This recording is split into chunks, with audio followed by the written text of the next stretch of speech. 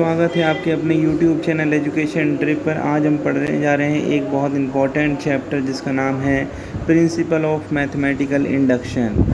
ये class 11th का chapter 4 है। तो चलिए शुरू करते हैं। अब जैसा कि बात करें हम अलजेब्रा की या अदर कोई मैथमेटिक्स के डिसिप्लिन की, उसमें बहुत सारे ऐसे रिजल्ट्स होते हैं, स्टेटमेंट्स होते हैं जिसमें मौजूद होते हैं n। जैसे कि आपने AP-GP पढ़ी होगी, उसके अंदर भी हम n के बारे में पढ़ते थे। AP में n क्या था? n था टोटल नंबर ऑफ टर्म्स। जैसे कि हम बात करें 1 से लेकर n तक की जितने भी नंबर्स होंगे उनका अगर सम करें तो वो बराबर कितना होगा। तो इसका जनरल फॉर्मूला था n × n+1/2। इसी स्टेटमेंट को हम प्रूव कर सकते हैं और इस रिजल्ट को शो कर सकते हैं, निकाल सकते हैं with the help of the principle of mathematical induction, जो कि आज हम इस चैप्टर में पढ़ने वाले हैं कि हम कैसे उन सारे रिजल्ट्स को प्रूव करेंगे, मैथमेटिक्स के उन टर्म्स को, उन स्टेटमेंट्स को कैसे हम प्रूव करेंगे। तो प्रिंसिपल ऑफ मैथमेटिकल इंडक्शन को हम एज ए टूल भी यूज़ कर सकते हैं, जिसमें हम मैथमेटिक्स के बहुत सारे स्टेटमेंट्स को प्रूव करने के लिए यूज़ करते हैं। जैसा कि हम हर एक स्टेटमेंट को P ऑफ n के तौर पर लिख सकते हैं। P ऑफ n = 1 + 2 + 3 + 4 + डैश करके n तक, वो प्लस हो गया, या 1² + 2² + 3² + 4² डैश n², या कोई और मैथमेटिक्स का स्टेटमेंट, तो = P ऑफ n की फॉर्म में हम लिख सकते हैं। तो हम करने क्या वाले हैं, हम सारे स्टेटमेंट्स को एज n = 1 करके हम प्रूव करेंगे, फिर n = k करके और n = k+1 करके। इट मीन्स P ऑफ 1 और P ऑफ k और P ऑफ k+1। इसका मतलब ये होगा कि हम 1 के तौर पे मुझसे सेटिस्फाई करेंगे वो स्टेटमेंट 1 के लिए ट्रू है या नहीं है। फिर उसके बाद हमें ऐसे ही कोई भी रैंडम नंबर ले लेंगे एज लाइक k, और उसके लिए चेक करेंगे कि वो k के लिए ट्रू है या नहीं है। फिर उसके बाद देखेंगे कि वो नंबर k के लिए जब कोई स्टेटमेंट ट्रू है तो उसके अगले नंबर यानी कि k+1 के लिए भी वो स्टेटमेंट ट्रू है या नहीं है। अगर किसी भी स्टेटमेंट में अगर ये तीनों चीज़ें बराबर हो जाती हैं और वो ट्रू हो जाती हैं, सेटिस्फाई हो जाती हैं, तो हम कहेंगे कि जो मैथमेटिक्स का स्टेटमेंट है वो सही है और ये वहीं पर प्रूफ हो जाएगा, वेरीफाइड हो जाएगा। तो हम स्टेप बाय स्टेप यहाँ पे लिख के दिखा रहे हैं किस तरीके से हम इन सारे प्रूफ्स को, स्टेटमेंट को प्रूफ कैसे करेंगे। जैसा कि हम देख सकते हैं नंबर 1, नंबर 2, नंबर 3 ऐसे दे रखा है। सबसे पहले हम चेक करेंगे P ऑफ 1 के लिए n = 1 पुट करके, फिर हम चेक करेंगे n = k पुट करके P ऑफ k करके कि वो स्टेटमेंट P ऑफ k के लिए ट्रू है या नहीं। फिर उसके बाद हम P ऑफ k+1 करके हम प्रूव कर लेंगे और फाइनली हम बोल देंगे कि ये हर एक नंबर n के लिए ट्रू है स्टेटमेंट। और n क्या है यहाँ पर? n है नेचुरल नंबर। इट मीन्स वो स्टेटमेंट सभी नेचुरल नंबर्स के लिए ट्रू है। नेक्स्ट बात करते हैं डिडक्शन की। इसको समझने के लिए सबसे पहले लेते हैं हम एक एग्जांपल। जैसा कि डिडक्शन में हम करते क्या है, डिडक्शन के अंदर जनरलाइज वे को हम बनाते हैं पर्टिकुलर, जनरलाइज को पर्टिकुलर बनाते हैं। जैसे कि सबसे पहले स्टेटमेंट देख लेते हैं, स्टेटमेंट नंबर A की 8 इज़ डिविजिबल बाय 2, कि जो 8 है वो डिविजिबल है 2 से। और दूसरा स्टेटमेंट है कोई भी नंबर अगर डिविजिबल हो 2 से तो वो इवन नंबर कहलाता है, और 8 जो है डिविजिबल बाय 2 है तो इसका मतलब 8 भी इवन नंबर है। तो ये डिडक्शन हमने कर लिया, फाइनली डिडक्ट कर लिया, रिजल्ट निकाल लिया। इसी को हम डिडक्शन कहते हैं कि अगर कोई भी जो है, पहले हम बोल देंगे कि 8 जो है डिविजिबल है 2 से, और दूसरा स्टेटमेंट ये उसी को ही रिलेट करेगा कि जो 2 से डिडक्ट होगा, जो 2 से डिविजिबल होगा वो इवन नंबर होगा। और उसके बाद बोल देंगे कि 8 जो है वो डिविजिबल बाय है 2 से, और ये 4 आ रहा है, परफेक्टली कट रहा है, तो इसका मतलब जो 8 है वो एक इवन नंबर है।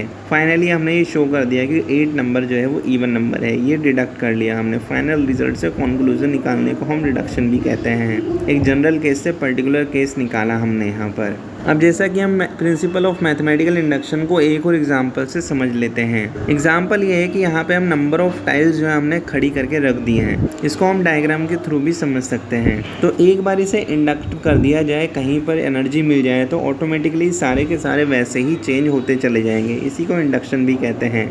इसका फिजिक्स में भी यूज़ होता है, प्रिंसिपल ऑफ मैथमेटिकल इंडक्शन, जैसा कि हम मोटर, जनरेटर में भी पढ़ते हैं।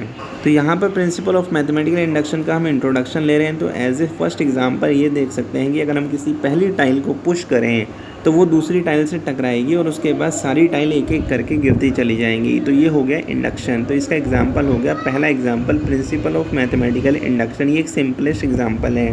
तो अब हम आगे देख लेते हैं किस किस तरीके के टाइप्स के क्वेश्चन हम प्रिंसिपल ऑफ मैथमेटिकल इंडक्शन की मदद से सॉल्व कर सकते हैं। तो नॉर्मली हम 3 टाइप यहाँ पर देखेंगे, 1, 2 एंड 3, 3 टाइप्स है यहाँ पर। तो जो पहला टाइप है वो इस तरीके का है कि कोई भी नंबर सीरीज दे दी है, मल्टीप्लिकेशन में है, कोई डिवीजन में है, कोई समीशन में है, तो फाइनली उसको एक फॉर्मूले के फॉर्म में लिखा जा सकता है। जैसा कि मैंने सबसे पहले ही बात करी थी, 1 + 2 + 3 + 4 + n करते चले जाएं, तो वो n तक प्लस हो रहा है, तो n × n + 1/2 एक जनरल एक्सप्रेशन हो गया है। इस एक्सप्रेशन को हम सॉल्व कर सकते हैं with the help of principle of mathematical induction की मदद से। तो ये पहली टाइप हो गई। दूसरी टाइप आ जाती है ये वाली कि कोई नंबर है वो किसी एक नेचुरल नंबर के थ्रू डिविजिबल है, तो डिविजिबिलिटी चेक भी कर सकते हैं, ये प्रूफ कर सकते हैं with the help of the principle of mathematical induction कि कोई भी एक्सप्रेशन है वो एक्सप्रेशन डिविजिबल है नेचुरल नंबर से या नहीं है, यानी कि डिविजिबिलिटी चेक करना। अब तीसरे तरीके का प्रूफ ये हो जाता है कि वो स्टेटमेंट जिसमें इनइक्वालिटीज़ के साइंस कंटेंट है, तो उसको प्रूफ कर सकते हैं with the help of the principle of mathematical induction. तो सबसे पहले ले लेते हैं टाइप 1। टाइप 1 में था कि कोई भी एक्सप्रेशन है, कोई भी सीरीज़ है, समीशन है या कोई मल्टीप्लिकेशन की सीरीज़ है, उस एक्सप्रेशन को प्रूफ करना। जैसा कि हम देख सकते हैं कि यहाँ पर एक फॉर्मूला है 1² + 2² + 3² + 4² डेडेस करते करते n² तक है, और फाइनली वो एक्सप्रेशन की फॉर्म में लिखा हुआ है n × n + 1 × 2n + 1/6। तो इस एक्सप्रेशन को हम सॉल्व कर सकते हैं with the help of the principle of mathematical induction. अब वो हम कैसे करेंगे, चलिए करके देखते हैं। तो सबसे पहले मान लेते हैं कि जो स्टेटमेंट है वो P of n = की फॉर्म में है, यानी कि जितना भी एक्सप्रेशन दे रखा है वो = हमने कर दिया P of n। जैसे कि हम देख सकते हैं P of n = 1² 2² n² की फॉर्म में, n = n + 1 × n + 2n + 1/6। तो सबसे पहले हम डिविजिबिलिटी या सबसे पहले हम चेक करेंगे फॉर n = 1 के लिए कि अगर n की वैल्यू 1 ही हो तो उसके लिए सम क्या है। तो देख सकते हैं यहाँ पर जब हम n = 1 पुट करेंगे तो एक्सप्रेशन हमें 1 ही मिलेगा, जो कि ट्रू है, वो सच है, यानी कि राइट हैंड साइड और लेफ्ट हैंड साइड दोनों साइड में ये चीज़ ट्रू है। तो फॉर n = 1 के लिए सेटिस्फाई हो गया। हम दूसरा देखते हैं हम n = k के लिए क्या सेटिस्फाई होगा। तो फाइनली n = k के लिए P of k के लिए भी ट्रू है। अब k के लिए हम सीधा लिख देते हैं कि ये स्टेटमेंट ट्रू है, लेकिन n k + 1 जब हम लेंगे, n की वैल्यू k + 1 लेंगे, तो उसके लिए हमें करना पड़ता है सॉल्व, और सॉल्व करने के बाद भी इसकी जो वैल्यू है वो बराबर इसके ही आती है, और फाइनली हम बोल देते हैं कि ये जो स्टेटमेंट है वो ट्रू है। तो इस टाइप की पहले टाइप की ये प्रॉब्लम हो गई जिसमें हम प्रिंसिपल ऑफ मैथमेटिकल इंडक्शन का यूज़ करते हैं।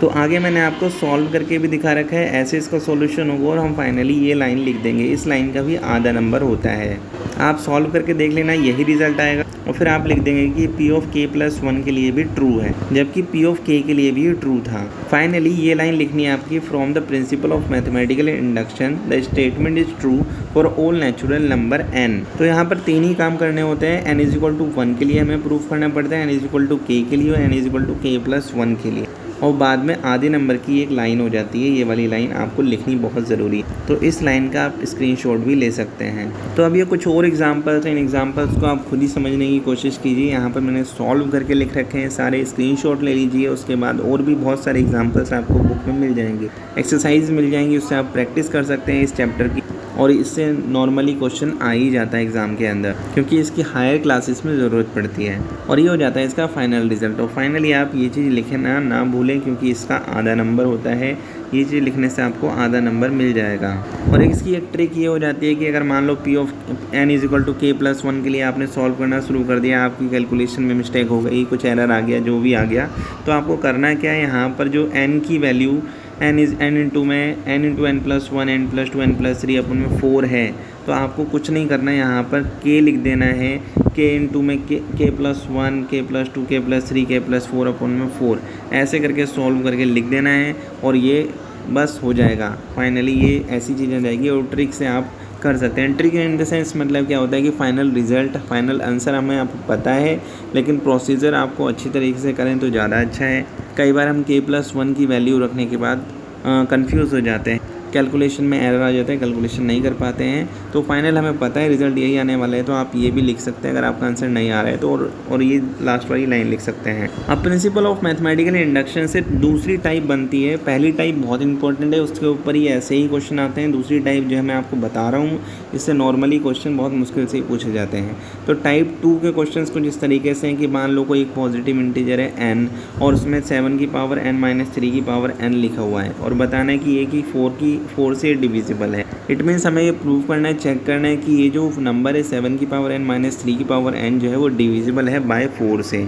तो हम फाइनली लिख देंगे पूरे एक्सप्रेशन को, p of n is equal to 7 की पावर n प्लस 3 की पावर n। तो आप इसे प्लस कर लीजिएगा, प्लस 3 की पावर n डिविजिबल बाय 4। तो सबसे पहले वही प्रोसीजर रहेगा, n इज इक्वल टू 1 के लिए हम सॉल्व करेंगे और हम सॉल्व करने के बाद 7 की पावर 1 3 की power 1, 7 3 is equal to 4। It means n is equal to 1 के लिए ट्रू है। फिर उसके बाद हम लिख देंगे p ऑफ k के लिए भी ये ट्रू है और p of k is equal to k plus 1 हम रखेंगे, उसके अंदर भी ये ट्रू ही आए। तो इसका आगे का सॉल्यूशन हो गया ये। इसको आप नोट डाउन कर लें, स्क्रीनशॉट ले लें, जो आपका मन करे वो कर लें। तो आपको फाइनली ये लिख देना है और एंड में ये लाइन आपको लिखनी है, क्योंकि ये लाइन जो है वो आधे नंबर की है, यानी फ्री का नंबर। फिर उसके बाद नेक्स्ट टाइप हमारा नेक्स्ट क्वेश्चन इस तरीके से आ जाता है। क्वेश्चन देखिए क्या है कि n into n plus 1 into में n प्लस 5 जो है वो मल्टीपल है 3 का। तो हमें बस सेम प्रोसीजर करना है, या आप खुद समझने की कोशिश कीजिए, अगर ना आए तो कमेंट के जरिए पूछ सकते हैं। Same procedure n is equal to 1 के लिए प्रूव करना है, n is equal to k के लिए, और फिर n is equal to k plus 1 के लिए, और फाइनल रिजल्ट ही आ जाता है और आंसर आ जाता है यहाँ पर। अब बात कर लेते हैं तीसरी टाइप की प्रिंसिपल ऑफ मैथमेटिकल इंडक्शन से। हम तीसरी टाइप की जो प्रॉब्लम है जो हम सॉल्व करेंगे वो ये है इनइक्वलिटी वाली। इनइक्वलिटी में क्या है कि 2 की पावर n जो है हमेशा n से बड़ी होगी। For all positive integer n के लिए 2 की पावर n जो है वो ऑलवेज n से बड़ी वैल्यू देगा। तो बस इसके अंदर भी सेम प्रोसीजर हमें अपनाना है। पहला क्या करना है, हमें n इज इक्वल टू 1 ले लेना है कि n इज इक्वल टू 1 के लिए क्या ये ट्रू है।